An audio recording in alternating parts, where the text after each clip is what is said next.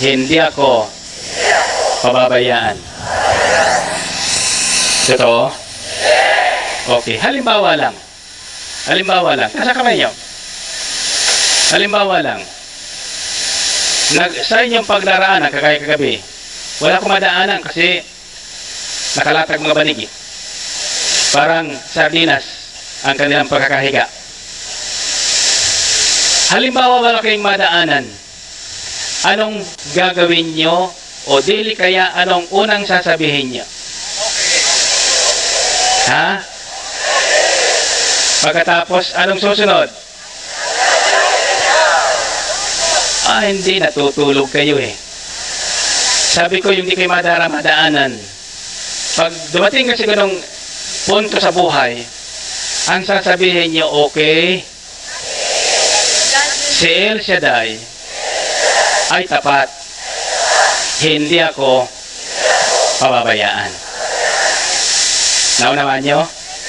Pag mayroon kayong malaking problema na para bang wala kayong masulingan, yun ang yung sasabihin una sa lahat. Paalala nyo sarili nyo na mayroon tayong Diyos na tapat.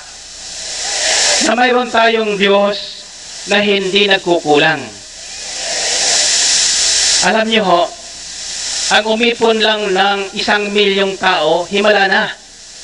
Himala kayo? Yung kayo tumagal ng 3 oras na siksikan, himala na. Ay, ang balita ko, yung iba dito ay tatlong gabi na eh. 3 gabi na lang katutulog. Hallelujah. Amen? Okay, sabihin niyo, okay. God is faithful.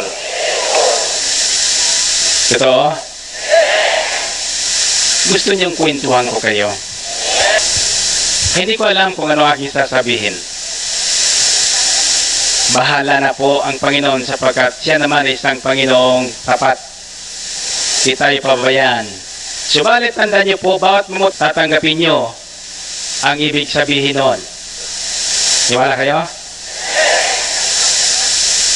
Okay.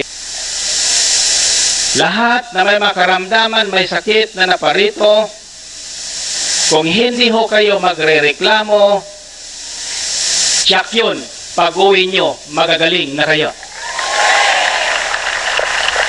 Amen? At kung kayo po ay mananahimik at makikinig ng mabuting balita, brothers and sisters, walang sinabi ang Diyos na hindi nagaganap.